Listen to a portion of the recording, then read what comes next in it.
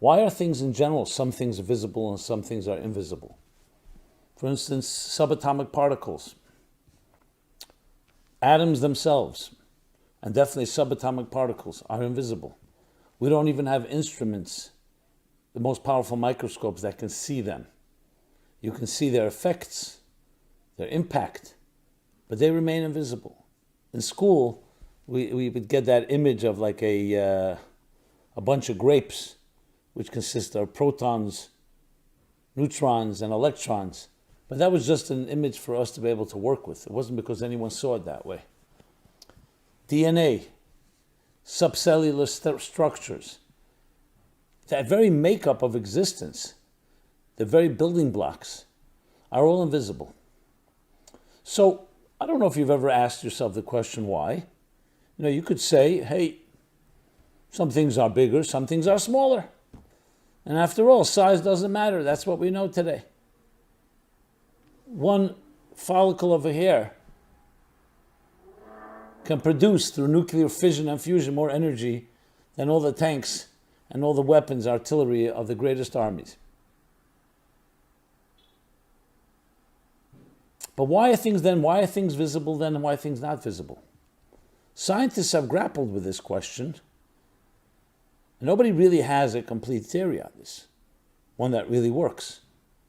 Yeah, you could say that when molecules fuse together, and if the right ones, it turns something that we can experience on a macroscopic level, which means we can experience with our five senses. You can see it, you can hear it, you can taste, touch, or smell it. When things are not quite on that level, you have to experience it in a different way. But that really cuts to the point of what exactly is reality.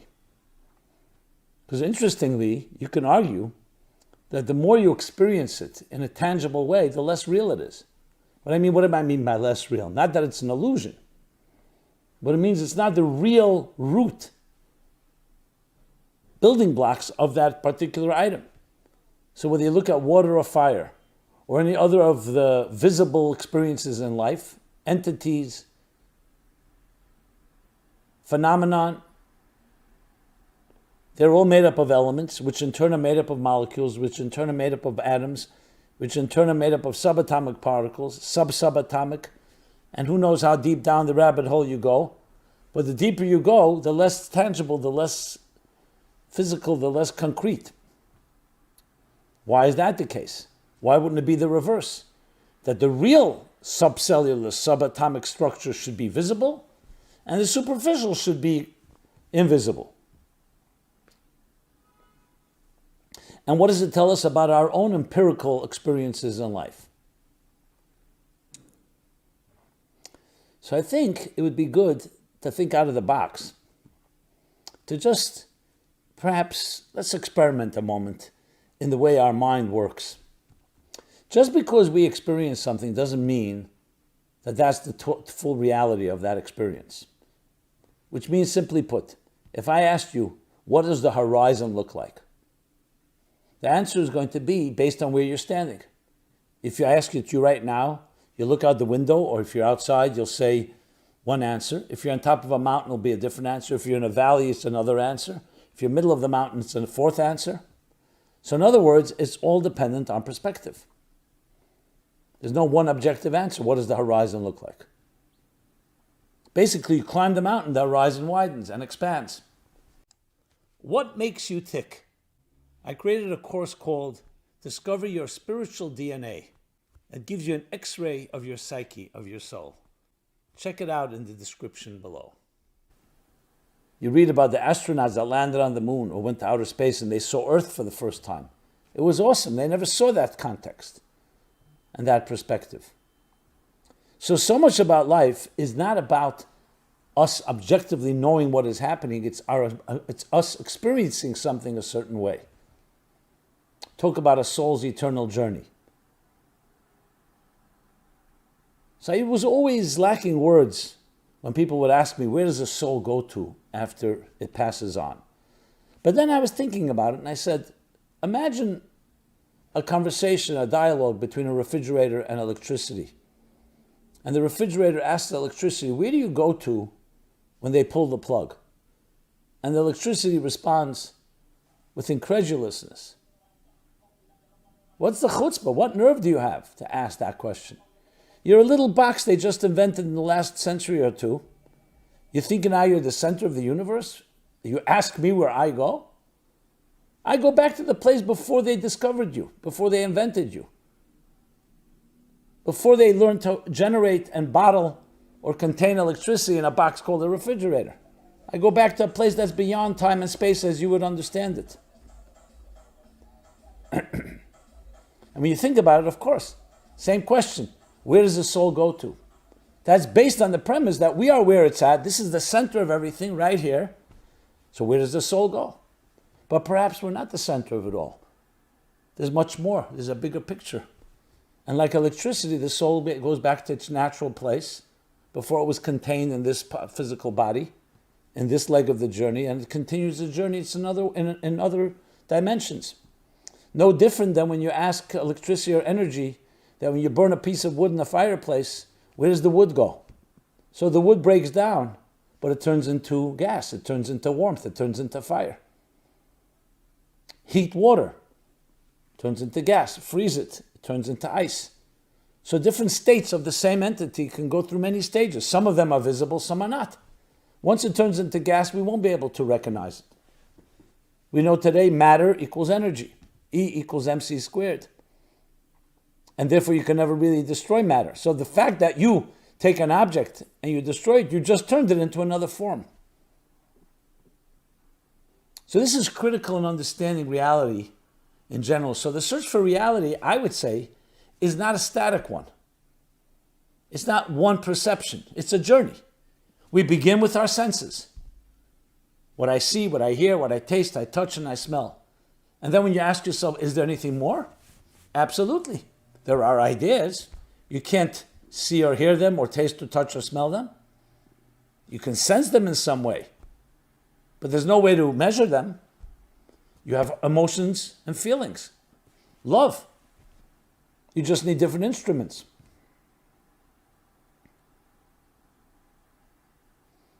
Reminds me of Sir Arthur Eddington's example when asked, how do you come up with all these bizarre conclusions in the 20s and the 30s about quantum mechanics, subatomic particles, to the point that they began to see that the world there is an indeterministic one, a world of probabilities, where things are not defined. And you cannot, not because of lack of data or information, but you fundamentally can't define a certain thing in that stage until you measure it, until you observe it. And he gave the example of a fisherman who spread his net across all the 7 seas and began to collect and gather all the fish in the seas. And he came to a great conclusion as he documented the types of fish, the species, the color, the shape, the size. There are no fish in the sea shorter than a half-inch long. Interesting. We all know there are smaller fish than that. And then what do? We look at his net, look at his instrument. The net has spaces, of half-inch spaces. So of course, all the fish smaller than a half-inch fell back into the water. So his big conclusion should have said, when you use a net with half-inch spaces, you're never going to catch fish that are shorter than a half-inch space. Shorter than a half-inch. But you don't need a scientist for that. The same thing. If you're going to look at a horizon from a valley, it's going to look like one thing. If you look at a horizon from the top of Mount Everest, it's going to look very differently. So the first thing is we need to look at ourselves first before we talk about outside realities. Talk about empirical evidence. Empirical evidence is subjective to the person who's doing the empiricalizing. I don't know if that's a word. The person that's doing the observing, and what instruments are they using? Now, with that in mind, I think we can understand why God is invisible. But in truth is, as we'll discover, invisible doesn't mean it's invisible. Just because you can't see subatomic particles or you can't see love doesn't make it invisible. You could say it's invisible to the net, the instruments called eyes of flesh and blood. So we have to really define visible and invisible. You can argue that atoms are far more visible than matter that we can't see. Depends what you define by visible. If you mean visible physical vision, So physical vision, like the refrigerator, can only see what it can see. As a matter of fact, you could argue that visibility, what we recognize as visibility, is limited vision. Just like consciousness is limited consciousness. The supraconscious, what some call unconscious, subconscious, is actually far wider and more vast than the conscious. The conscious ideas that come into your mind are limited perception. That's why you can contain them. If they flow too quickly from the supraconscious or the collective unconscious, whatever word you give for it, so it would be like a reservoir that has no filters and no regulators and no faucets, it would flood and destroy. In a sense, that's what true madness is. That's why there's a thin line between madness and genius. So it's not just what's flowing, is making sure the flow is regulated. If it starts pouring rain to the point of a flood, it will destroy the fields just like a drought. The key to rain is drop by drop. The same thing, intelligence, consciousness. So our conscious perception of things, our conscious senses are actually limited. That's why we can contain them. If it would come too quickly, it would overwhelm us. We would not be able to remain sane. So sanity, you can say, is limited awareness. I know it sounds strange, but that's what it is. We can't live in the world of the insane, the world of madness, in a world where there are no boundaries, in a world where there are no compartments. It's necessary. Imagine a person who has trauma, a loss, a death, and they wouldn't be able to compartmentalize, and at some time the memory fades so they can live. If they're always living in the moment of shock and trauma, it wouldn't be called PTSD. Post-trauma, it would be constant trauma. But our minds have a way of compartmentalizing, putting it in a closet. It doesn't mean you can't retrieve it. But it's vital that we have compartmentalization in a structured world. But as William Blake said, when you cleanse the doors of perception, what do you find? The infinite, the oneness, the singularity. Everything is infinite. We cannot live in that world of infinite. We can aspire to it. We can dream about it. We can seek transcendence. But we need to some way bottle the infinite in the finite. Using another William Blake's statement, his beautiful poem, he says, to see a world in a grain of sand, a heaven in a wildflower, I should say. To hold infinity in the palm of your hand and eternity in an hour. We need the hour. We need the hand. We need the sand. We need the flower. But in it, you can see the infinite. So let's go back to visibility and invisible. When Moses asked God, let me see your face, it was a voice of intimacy. It's like when you love someone, I want to see you. I want to see you in your full glory. I don't want to see you just in garments, covered up, limited. And God responds, no man can see me and live. Because if you see me, you are me. And then you won't be you. You'll be burned up, you'll be absorbed, you'll be dissolved in a higher consciousness. But the interesting thing is, when you read it closely, God is really saying, if you want to see me, don't look. Don't look on your terms. Allow yourself to suspend yourself. Allow me in that way. And then you can see me. In other words, by not looking, you see me. What does that mean? That if you want to perceive the invisible, you have to get yourself out of the way, because yourself has that limited perception. You have your net, the way you see the horizon. And the me, and our parameters are limited. So indeed, it would make no sense if God was visible. If God was visible, it wouldn't be God. It would be something, a construct that we can relate to. That's the antithesis of what God truly means. A true reality, absolute reality. Something that is beyond everything is by definition defies the senses.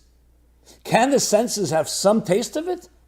Just like when you listen to music, you're hearing the sounds, but the experience is far beyond just the sum total of the sounds. And that's what Abraham, when he was seeking God, came to realize. First, he did it through process of elimination. Well, he always did it through process of elimination. He said, it can't be those idols that my father was manufacturing. That's for sure not. Maybe it's nature. Pantheism, maybe nature, and he looked around the beauty of nature, the sun, the moon. But he realized that was just another extension of material existence.